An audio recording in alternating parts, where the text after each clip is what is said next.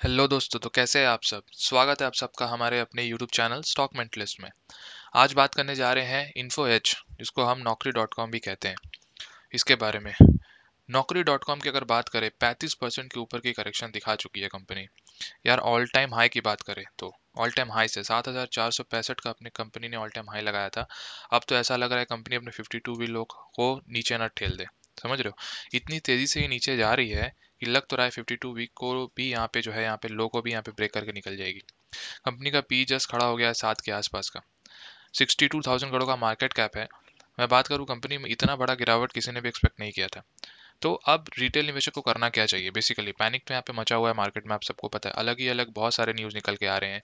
ठीक है, interest rates बढ़ने के कारण, यूएस मार्केट स्लो डाउन होने के कारण जिस तरह से वहाँ गिरावट होते हुए देखने को मिल रही है। हमारे इंडियन इकोनॉमी, मतलब ये आने वाले हैं बजट आने वाले, उसको भी लेके बहुत सारी चीज़ें देखने को मिल रही है। वो सब एक्सटर्नल इश्यूज है। इन्फोएज में ऐसा क्या हो गया कि इसमें इतना ज़्यादा यहाँ पे गिरावट, यहाँ पे बिकवाली होते हुए देखने को मिल रही है। पिछले कुछ दिनों से यहाँ पे बहुत ज़्यादा वॉल्यूम बढ़ चुका है, आपको पता होगा। बहुत ज़्यादा सेल ऑफ हो रहा है यहाँ पे।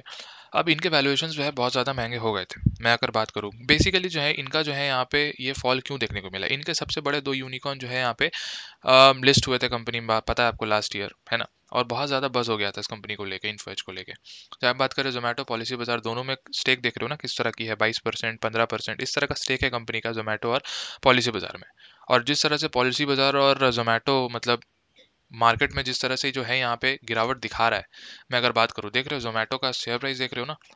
मतलब ऑलमोस्ट मैक्सिमम अगर मैं बात करूँ यहाँ पे, ये भी 30% के आसपास की करेक्शन जो है वो दिखा चुका है। ऑल टाइम हाई से 113 के आसपास, ये कब 100 के नीचे चल जाए पता नहीं।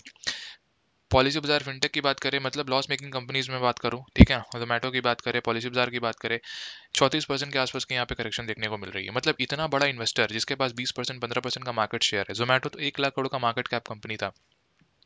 उसमें से अगर 15-20% जो है यहाँ पे फॉल हो जाती है, और 15%, 20% कंपनी ओन करती है, मतलब प्रमोटर से भी ज़्यादा कंपनी होल्ड करती है, तो समझ रहे हो किस तरह का यहाँ पे रिएक्शन देखने को मिलेगा मार्केट की तरफ से। लेकिन एक बात समझ के चलो, कंपनी का जो मैक्सिमम रेवेन्यू आता है वो कहाँ से आता है। यहाँ से आता है आपका यहाँ पे नौकरी डॉट कॉम से। 70% से भी ऊपर का मतलब रेवेन्यू जो है वो कंपनी का कहाँ से आता है, नौकरी डॉट कॉम से। बाकी 99 एकर्स है, जीवन साथी है, शिक्षा है, इन सबको मिला दिया जाए तो 30% का यहाँ पे कंपनी जो है वो कमाती है, रियल एस्टेट मतलब रेवेन्यू की अगर बात करें तो। अब ऐसा रिटेल निवेशक को करना क्या है, ये बात आप समझ के चलो। बहुत ज़्यादा ओवर वैल्यूएशन आपको पता होगा। जोमेटो की बात करें, पी फिनटेक की बात करें, और लास्ट ईयर जिस तरह से आईपीओ में रैली हुई देखने को मिली, जिस तरह से लिक्विडिटी हुई है मार्केट में, और अभी जो है लिक्विडिटी को सक करने के लिए यहाँ पे ये बढ़ाया जा रहा है, इंटरेस्ट रेट्स बढ़ाया जाएगा। ऑब्वियसली अगले साल पुश किया गया था, आपको पता है यूएस गवर्नमेंट्स ने कितना ज़्यादा यहाँ पे डॉलर छापा था, इवन इंडियन गवर्नमेंट ने भी कितना ज़्यादा डॉलर छापा था। तो अल्टीमेटली डॉलर, या फिर मतलब इंडियन गवर्नमेंट जो रुपी छापा था। तो अल्टीमेटली जब करेंसी कंपनी छापती है, बेसिकली क्यों छापती है, ताकि इकोनॉमी को बूम किया जाए। अब इकोनॉमी को बूम करने के लिए क्या करती है कंपनी, मतलब गवर्नमेंट जो है पैसे छापती है। पैसे छापने से लो इंटरेस्ट रेट्स में आपको पैसे अवेलेबल हो जाते हैं। अब अवेलेबल होते हैं तो कहाँ आएंगे, मार्केट्स में ही आएंगे। तो मार्केट्स में क्या होता है, लिक्विडिटी बहुत भयानक बढ़ जाता है। अब यहाँ पे देखने को मिला हमें, लिक्विडिटी बहुत ज़्यादा भयानक हुई। जितने भी आईपीओ आ रहे हैं, भयानक यहाँ पे गेन देखने जा रहे हैं। लॉस मेकिंग कंपनीज, देख पा रहे हो ना क्या हाल हुआ पेटीएम का, पॉलिसी बाजार, आपके सामने जोमेटो खोल के बैठा हूँ, ठीक है। तो इन सब में ऐसा चीज़ें देखने को मिली है हमें कि मतलब अब तो मतलब आईपीओ से भरोसा ही हो गया, ऐसा ऐसा टाइप का हो गया। मतलब इतना ज़्यादा यहाँ पे बज़ हो चुका था लास्ट टाइम। अब जो है यहाँ पे चीज़ें देखने को मिल रही है। अब देखो, आने वाले टाइम में ऐसा तो नहीं है कि इंटरेस्ट रेट्स कभी हाइक नहीं होंगी, ऑब्वियसली हाइक होंगी।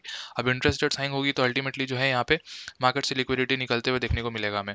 अब वो निकलते हुए देखने को मिलेगा तो उसके बाद हमें क्या देखने को मिलेगा, लिक्विडिटी मार्केट से निकलेगी तो अल्टीमेटली जो है यहाँ पे गिरावट होगी। वो टैपरिंग यहाँ पे देखने को 100% मिल जाएगी। अब वो टैपरिंग के बाद में अब अपने को क्या करना है वो समझ के चलना है। देखो, आप इसका अगर शेयर होल्डर हो तो कंपनी के फंडामेंटल्स में कुछ भी चेंज नहीं हुआ है, ये बात समझ के चलो, ठीक है। अगर मैं इनके फंडामेंटल्स की बात करूँ तो फंडामेंटली कंपनी, आपको पता होगा कि ये बेसिकली काम करती है किसके ऊपर, ये इन्वेस्टमेंट के ऊपर काम करती है। जितने सारे नए स्टार्टअप्स होते हैं उसमें कंपनी जो है वो इन्वेस्ट करती है। एक तरह का आप बोल सकते हो जो ब्रांड इन्वेस्टिंग कंपनी है, ठीक है। नए नए स्टार्टअप्स में कंपनी करती है तो बहुत सारे स्टार्टअप्स में पैसा चलता भी है, बहुत जल्दी बढ़ जाता है, और बहुत सारे स्टार्टअप्स में पैसा डूब भी जाता है, ठीक है। जैसे शिक्षा हो गया, जीवन साथी हो गया, इनका जो है 99 एकर्स हो गया, ठीक है, नौकरी डॉट कॉम हो गया, ये सब इनके सक्सेसफुल ब्रांड्स है। और भी अगर आप देखोगे तो टोटल इन्वेस्टमेंट आपका सामने खड़ा हुआ है, इन्वेस्टमेंट पोर्टफोलियो देख पा रहे हो, स्नैपशॉट लेकर आप इसको पढ़ सकते हो कितना परसेंट किसमें है कंपनी का।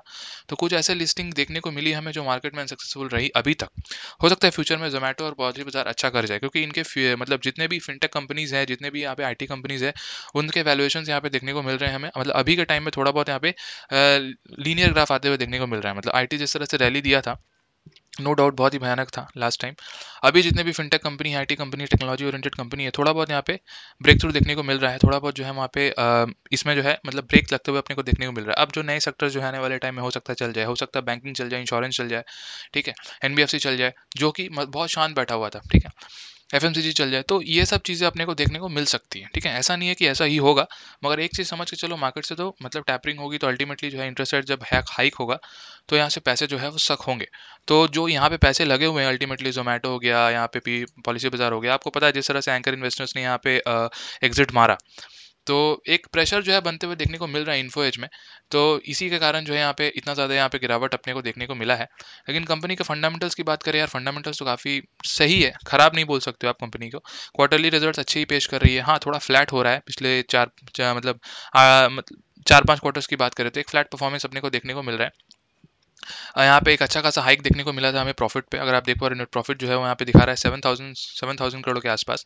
क्योंकि अल्टीमेटली जो है यहाँ पे इसके कारण जो है यहाँ पे बहुत ज़्यादा बज़ हुआ था, क्योंकि इनके दो मार्केट में जो है लिस्ट हुए थे कंपनी, आपको पता होगा, वहाँ से कंपनी ने कुछ सेल भी अपना किया, स्टेक जो है वो सेल किया, जिसके कारण जो है इनके नेट प्रॉफिट में ये चीज़ रिफ्लेक्ट होते हुए देखने को मिला। अदर इनकम में ये देख पा रहे हो कंपनी जो है वो अदर इनकम में ही दिखाएगी 8,315 करोड़, ऑब्वियसली यही बात है।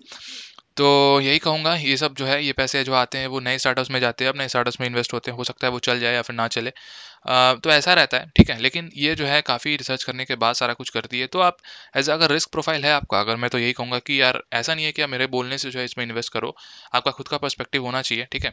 मैं तो आपको फंडामेंटल दिखा सकता हूँ, कंपनी का प्रॉफिट एंड लॉस स्टेटमेंट दिखा सकता हूँ कि कंपनी का प्रॉफिट एंड लॉस स्टेटमेंट तो अच्छा नजर आ रहा है। ऑपरेटिंग प्रॉफिट अगर आप देखोगे बीच बीच में नेगेटिव में चला जाता है, तो रिस्की तो है भैया, ये तो बात समझ के चलो आप, ठीक है।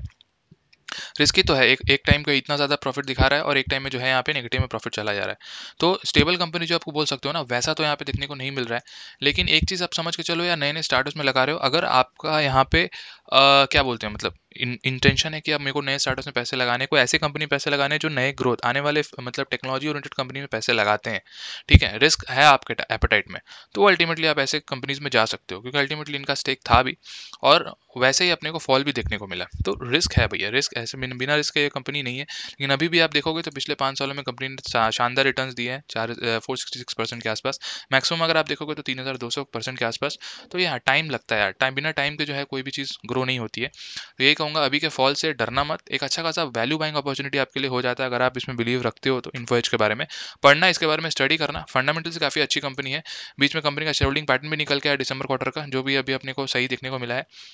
यहाँ पे अगर मैं बात कर लूँ यहाँ पे तो प्रमोटर्स की, तो अल्टीमेटली देख पा रहे हो 38% के आसपास का प्रमोटर्स यहाँ पे देखने को मिल रहा होगा हमें। यहाँ पे देख रहे हो 38% के आसपास का प्रमोटर होल्डिंग है, एफ का 37% होल्डिंग है, डी का 13% होल्डिंग है, और यहाँ पे अगर देखोगे पब्लिक का 10% के आसपास होल्डिंग है। वही इन्फोएज में भी यहाँ पे भी देखने को मिला हमें शेयर होल्डिंग पैटर्न 20 तारीख को आया, मतलब कल के दिन, और यहाँ पे लिक्विडिटी तो भयानक हो रही है। मतलब शेयर प्राइस अगर बात करूँ, यहाँ पे वॉल्यूम देख रहे हो किस तरह से स्पाइक अपने को देखने को मिल रही है, लेकिन गिरावट भी अलग ही लेवल की हो रही है। तो यहाँ पे देखोगे तो मतलब प्रमोटर्स का जो स्टेक है वो तो स्टैगनेंट है, पब्लिक के आसपास का स्टेक 61% के आसपास, इसमें सारा कुछ मिला हुआ है, F I S, D I S and all. आप यहाँ पे क्लिक करके जो है पब्लिक शेयर होल्डर्स को इसको डिटेल में पढ़ सकते हो कि एफ आई एस के पास कितना है, डी आई एस के पास कितना है अल्टीमेटली। तो वीडियो ज़्यादा लंबा हो जाएगा, इसलिए मैंने यहाँ पे स्टेक नहीं किया। आप जाके BSE के वेबसाइट में जो है ये सारा डेटा जो है यहाँ पे कलेक्ट कर सकते हो। मेरा पॉइंट ऑफ व्यू अगर आप देखोगे तो मैं इसको बेचने नहीं वाला। मेरे मतलब ऑब्वियसली प्रॉफिट तो काफ़ी ज़्यादा कम हुए हैं यहाँ पे अल्टीमेटली, लेकिन इसको बेचूँ मतलब मैं बेचूंगा नहीं, कंटिन्यू करूँगा अल्टीमेटली फ्यूचर के लिए, क्योंकि यार इसको थोड़ा टाइम देना पड़ेगा, है ना। एक साल में आप मतलब इससे आप एक्सपेक्ट नहीं कर सकते हो कि बहुत ज़्यादा रैली अपने को देखने को मिले। पिछले 5 सालों में किस तरह का रैली हुआ है वो आपको पता होगा। हाँ, फ्यूचर में हो सकता है कंपनी की और 2-4 लिस्ट हो जाए कंपनी, और यहाँ पे पॉलिसी बाजार, जोमेटो जिस तरह से एक्सपैंड कर रही है, हो सकता है आने वाले टाइम में प्रॉफिटेबल हो जाए और बहुत ही अच्छा तरीके से बिजनेस करे। और इनका जो है आने वाले टाइम में ऐसा नहीं है कि ये नए स्टार्टअप्स में इन्वेस्ट नहीं करेंगे, इनका खुद का बिजनेस है Naukri.com, जो कि अच्छे तरीके से चल भी रहा है। मतलब जिस तरह से आपको पता है कि जिस तरह से यहाँ पे लोग शिफ्ट मारते हैं, ठीक है, एट्रिशन रेट आप देख पा रहे हो कंपनीज के, आईटी कंपनीज के इंडिया में किस तरह से है। तो लोग शिफ्ट मारते हैं, उसमें Naukri.com बहुत ज़्यादा हेल्प करता है लोगों का, ठीक है। तो Naukri.com का इसलिए रेवेन्यू भयानक हो रहा है, ठीक है। एट्रिशन रेट हर कंपनी का भयानक होते हुए जा रहा है, बहुत ज़्यादा बढ़ रहा है, क्योंकि अभी मार्केट में आईटी कंपनीज की अलग ही रैली चल रही है। तो ये देखते हुए Naukri.com का डिमांड भी काफ़ी ज़्यादा है, रेवेन्यू काफ़ी ज़्यादा अच्छी कंपनी कमा रही है। जीवन साथी एक बहुत बड़ा स्टार्टअप कंपनी की तरफ से है, 99 एकर्स भी बहुत अच्छे तरीके से चल रहा है। तो मतलब कंपनी का कोर बिजनेस तो काफ़ी अच्छा नज़र आता है। इन्वेस्टमेंट वाला पर्सपेक्टिव से देखें तो थोड़ा रिस्की है, मगर आप इसके साथ चल सकते हो, ये मेरे को लगता है। बाकी आपका क्या पॉइंट ऑफ व्यू है, आप मेरे को कमेंट सेक्शन में बताना। बाकी मिलता हूँ नेक्स्ट वीडियो में, कोई भी क्वेरी हो तो रिगार्डिंग दिस मेरे को पूछ सकते हो। मिलता हूँ नेक्स्ट वीडियो में, तब तक के लिए बाय। अगर वीडियो पसंद आया तो लाइक करो, सब्सक्राइब करो, शेयर करो, बेल आइकन को प्लीज़ हिट करना ताकि आपके पास नोटिफिकेशन रहे, सही टाइम पे पहुंच जाए। Bye bye.